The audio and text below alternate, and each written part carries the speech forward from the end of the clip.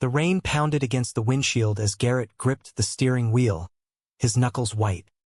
He hadn't set foot in this sleepy Ohio suburb in 5 years, not since that explosive night when his father had screamed that no son of his could be one of those people.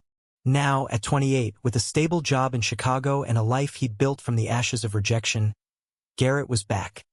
Not for reconciliation, but because his mother's urgent call about his father's heart attack had shattered his resolve to stay away forever. He pulled up to the familiar 2-story house on Elm Street, the porch light flickering like a hesitant welcome. Stepping out, Garrett felt the chill seep through his coat, but it was nothing compared to the ice in his veins as he approached the door. He knocked, heart racing, expecting his mother's tear-streaked face. Instead, the door cracked open just enough for his father's stern eyes to peer through the chain lock. "What the hell are you doing here?" his father growled, voice weak but laced with venom. Garrett blinked, stunned. "Mom called. She said you had a heart attack. I came as soon as I could." His father's face twisted into a scowl. "She shouldn't have. You're not welcome here. Not after what you are." The door slammed shut, the lock clicking definitively. Garrett stood there, rain soaking him, as the reality hit. His own family had locked him out of the house he'd grown up in. Inside, through the window, he could see his mother, Linda, wringing her hands, her eyes pleading but silent. His younger brother, Mike, 23 now, avoided looking out. The betrayal stung deeper than the cold. Garrett had left to escape this exact judgment, building a new life where he could love openly. He'd met Ryan 2 years ago, a kind-hearted graphic designer who made him believe in happiness again.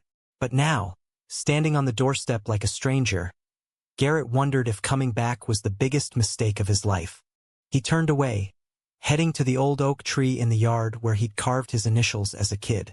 Leaning against it, he pulled out his phone and dialed Ryan. "They won't let me in," he whispered, voice breaking. Ryan's calm tone came through. "Babe, breathe. You knew this might happen. Come back to Chicago. We'll figure it out." But Garrett couldn't. Not yet. His father's health crisis was real, and beneath the anger, a flicker of duty burned in him. The next morning, Garrett checked into a motel on the edge of town, the kind with flickering neon signs and threadbare carpets. He stared at the ceiling, replaying the past. Growing up, he'd hidden his feelings, dating girls in high school to fit in, but the charade crumbled in college. When he came out to his parents at 23, his father, a devout church deacon and factory manager, had called it a sin, a choice. His mother had cried, begging him to pray it away. Mike, then 18, had stayed neutral, but his silence hurt the most. Garrett decided to try again. He drove back to the house, this time spotting his mother in the garden. "Mom," he called softly over the fence. She looked up, her face paling. "Garrett, you shouldn't be here. Your father. He's resting." But she approached, glancing nervously at the windows. "He had a scare, but the doctors say he'll recover with rest." "Why did you come?" "Because you're my family," Garrett said, his voice steady despite the lump in his throat. "I haven't changed, Mom. I'm still your son." She sighed, tears welling. "I know, but things are complicated. The church, the neighbors, they talk. And your father won't budge." Garrett felt a surge of frustration. "So you'll just lock me out? Pretend I don't exist?" Before she could answer, Mike appeared at the door. "Mom, Dad's asking for you." His eyes met Garrett's, a mix of guilt and defiance. "You should go, Garrett. You're just making it worse." Garrett's heart sank. Mike, once his confidant, now echoed their father's words. As Garrett drove away, he realized this wasn't just about the lock. It was about years of unspoken wounds festering.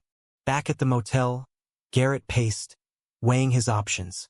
Stay and fight for a place in a family that rejected him, or leave and protect his hard-won peace.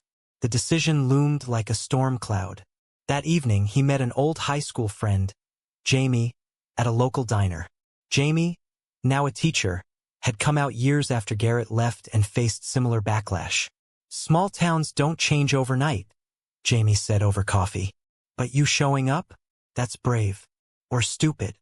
Garrett laughed bitterly. Both, maybe. They talked late into the night, Jamie sharing stories of quiet acceptance from unexpected allies. It sparked a glimmer of hope in Garrett. Perhaps he could reach Mike, bridge the gap. But as he returned to the motel, a text from Ryan arrived. I miss you. When are you coming home? Home. The word twisted in his gut.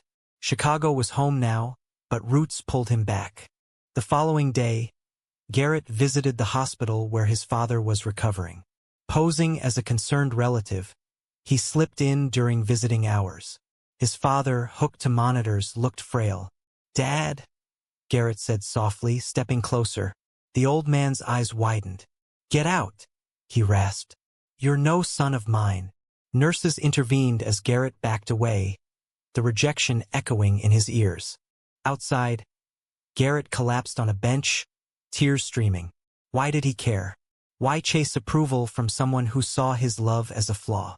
Yet, the child in him yearned for acceptance. He called his mother again, leaving a voicemail. I won't give up on us. Please, talk to Dad. But deep down, he knew the battle was just beginning. Garrett woke to his phone buzzing incessantly. It was Mike. Meet me at the park. Alone. The message was curt, but it was something. Garrett dressed quickly, hope flickering amid the doubt. The park was the same one where they'd played as kids, swinging on rusty chains and dreaming of futures far from Ohio's confines. Mike was already there, sitting on a bench, staring at the ground. He looked older, burdened. Why'd you come back? Mike asked without preamble. Garrett sat beside him. Because family matters, even when it hurts. Mike scoffed. Family? You left us. Mom cried for months. Dad threw himself into work, pretending you never existed. Garrett's jaw tightened. I left because I had to. Being gay isn't a choice, Mike. Hiding it was killing me. Mike shifted uncomfortably. I get that now, sort of. But Dad's old school. Church says it's wrong. And after your announcement, the gossip. It ruined our reputation. Garrett felt anger rise. Ruined yours? What about mine? I lost my home. They argued, voices rising. Mike revealed he'd been dating someone secretly. A girl from a liberal family, but feared their father's judgment. If he can't accept you, what about me if I step out of line? Garrett saw the parallel, the cycle of fear. Then break it. Stand with me. Mike hesitated, then shook his head. I can't. Not yet. As they parted, Garrett felt a crack in the wall. Mike wasn't fully against him. Back at the motel, Garrett researched local LGBTQ support groups. He found one meeting that evening in a community center. Attending felt like stepping into a lifeline. There, he met Elias, a 35-year-old counselor who'd faced similar family estrangement. Elias's story mirrored Garrett's. Coming out, rejection, eventual partial reconciliation. You can't force change, Elias advised over post-meeting coffee. But showing up consistently, without aggression, plants seeds. Inspired, Garrett decided to write a letter to his father, pouring out his heart. Not defending his sexuality, but sharing the pain of exclusion. He dropped it off at the house, slipping it under the door. That night, Ryan called. How's it going? Garrett recounted the day, the small victories. Ryan listened, then said, I'm proud of you, but don't lose yourself in this. Our life here is real. Garrett agreed, but the pull of unfinished business kept him anchored. The next morning, his mother called. I read your letter. Moving. But your father burned it without reading. Garrett's hope deflated. Why won't he try? Linda sighed. He's scared. Of change, of what people think. The church picnic is tomorrow. Maybe come by. Not to confront, just to be seen. Garrett debated the risk high, but he went, lingering on the edges of the park event. Familiar faces whispered as he approached. His father spotted him from afar, face reddening. What are you doing here? He barked, drawing attention. Garrett stood tall. Supporting my family. Murmurs rippled through the crowd. Some nodded sympathetically. Others glared. Mike pulled him aside. This isn't helping. But Garrett saw doubt in his brother's eyes. As he left, An elderly neighbor, Mrs. Hargrove, approached. "I remember you as a boy. Don't let them define you." Her words were a bomb, but the confrontation escalated tensions. Back home, his father raged to Linda. "He's parading his sin." Linda, for the first time, pushed back. "He's our son, Tom. The Bible says love thy neighbor. What about thy child?" The argument echoed through the house, Mike listening silently, his loyalties torn. Garrett, unaware, met Jamie again. They discussed strategies, perhaps involving a mediator. But Jamie warned, some bridges burn for good. Garrett refused to accept that. He texted Mike, "We need to talk more. For all of us." Days blurred into a routine of tentative outreach. Garrett visited the hospital again, this time with flowers. His father accepted them grudgingly, muttering, "Don't think this changes anything." But it was a start. Garrett shared stories of his life in Chicago, omitting Ryan for now. His father listened, stone-faced, but didn't interrupt. Then, a bombshell.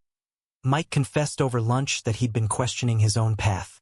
"Seeing you fight makes me wonder if I'm living for Dad or myself." Garrett encouraged him, but warned of the cost. Freedom comes with scars.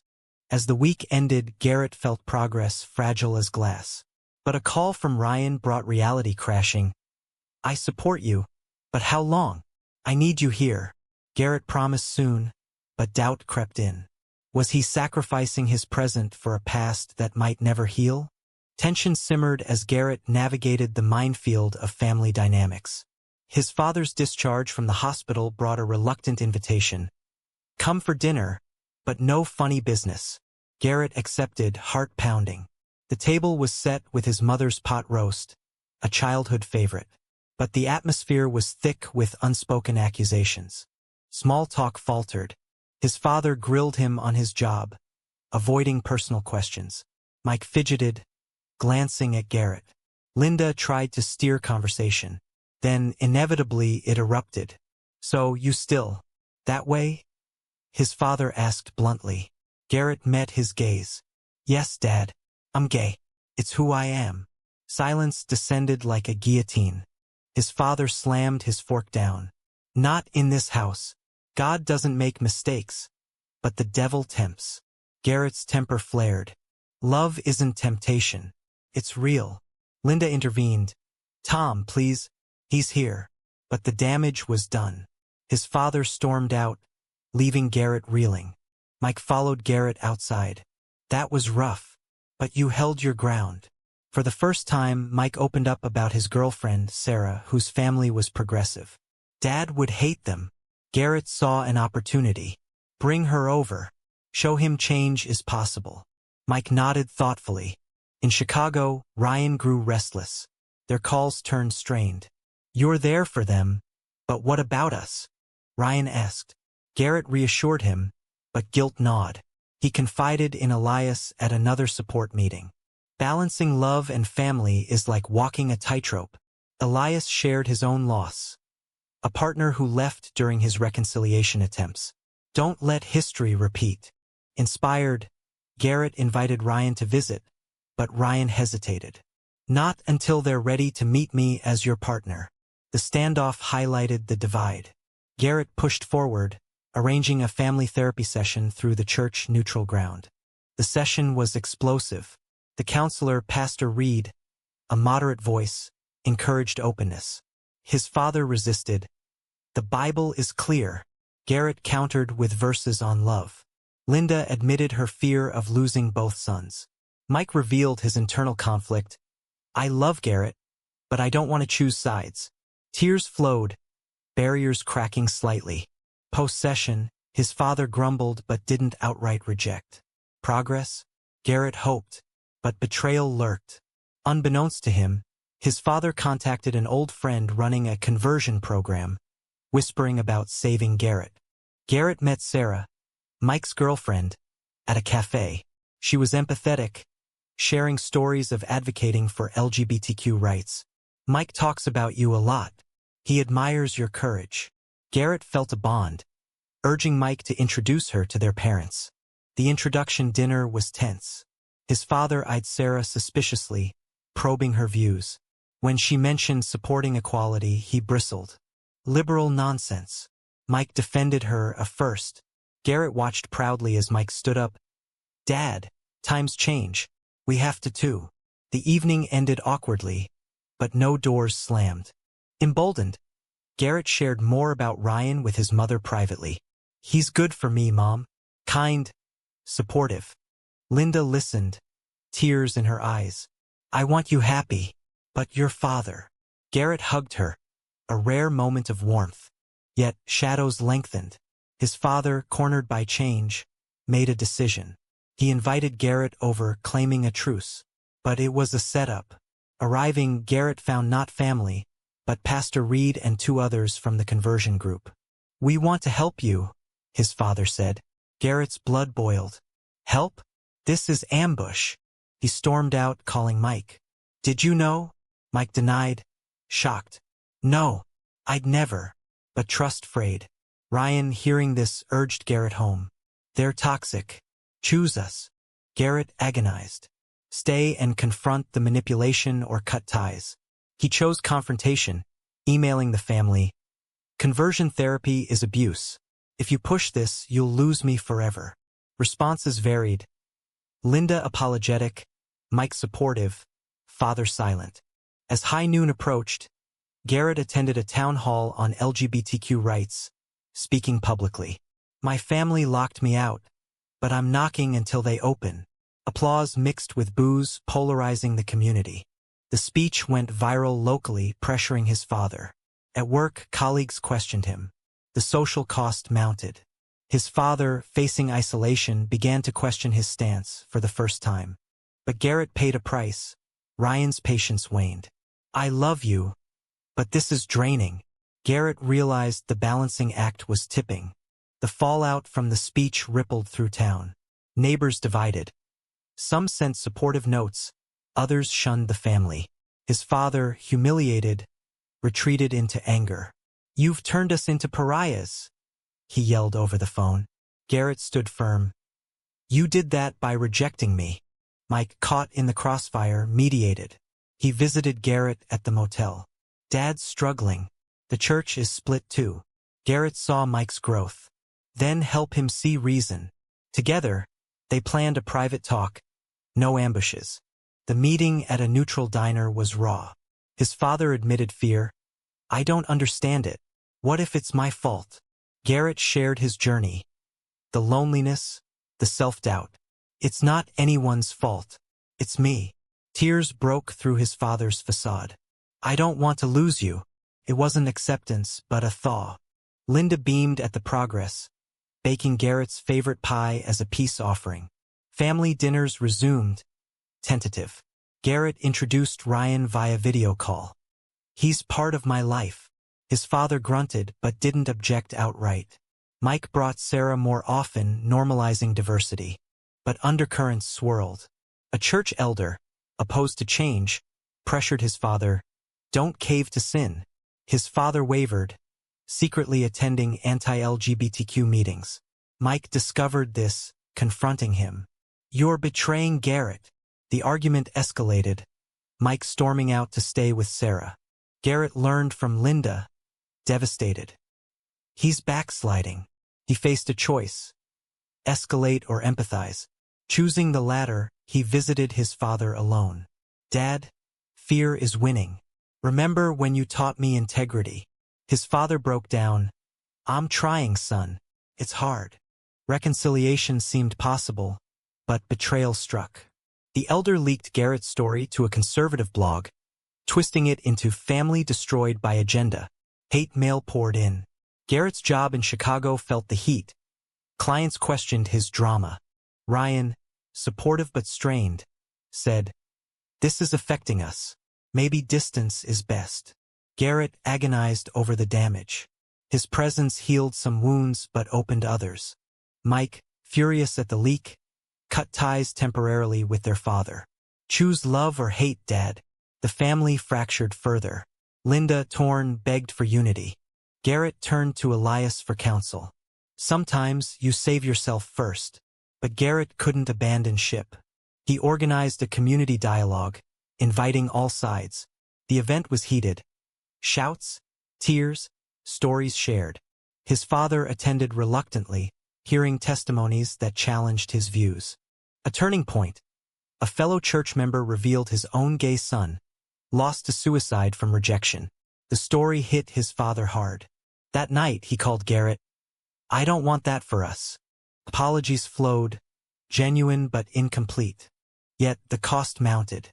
Ryan issued an ultimatum, "Come home, or we're done." Garrett, heartbroken, chose to stay a bit longer. "I need closure." Ryan hung up, silence deafening.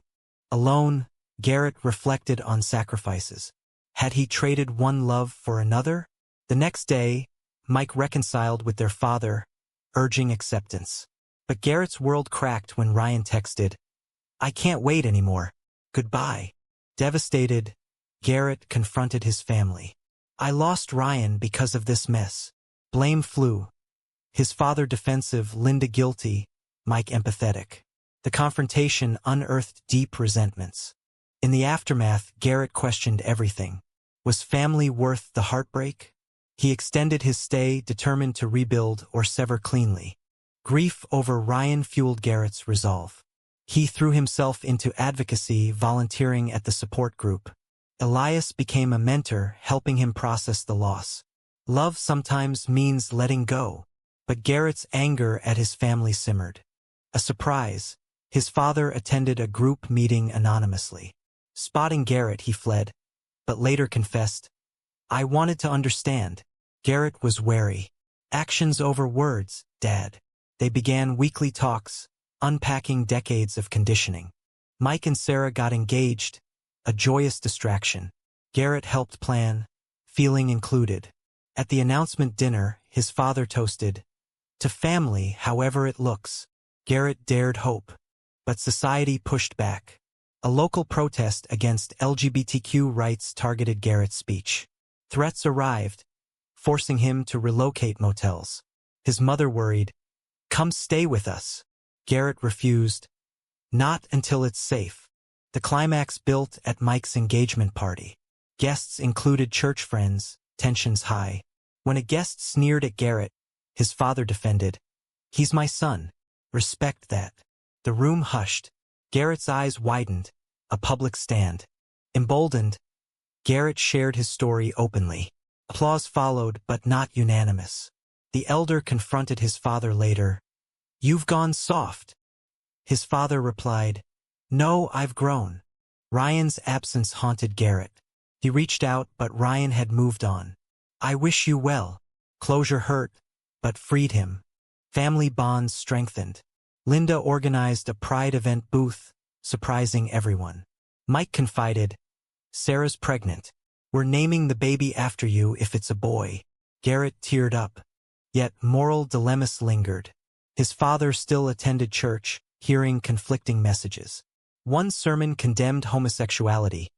He walked out, a bold move. Garrett faced his own choice. Return to Chicago or stay. Job offers came, but roots called. He chose hybrid, part-time in Ohio, rebuilding.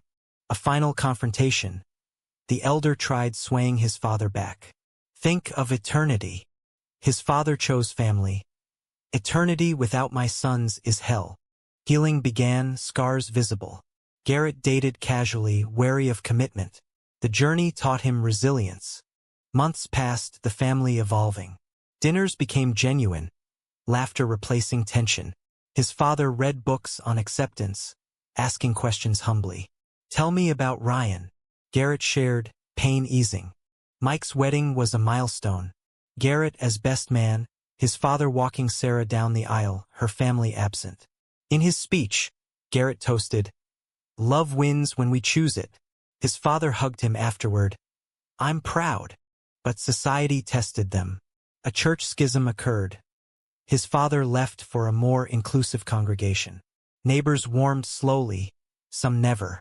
Garrett thrived in his dual life, mentoring others. Elias became a friend, their bond platonic but deep. Reflection brought wisdom.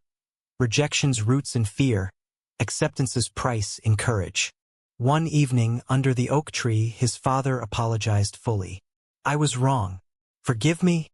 Garrett did, tears mingling. The story closed with Garrett visiting Ryan in Chicago, as friends. "Thank you for loving me." Ryan smiled. "Always." Back home, Garrett pondered the path. Sacrifices shaped him, but was it worth it? Was forcing family acceptance always the right choice? Or does self-preservation sometimes demand walking away?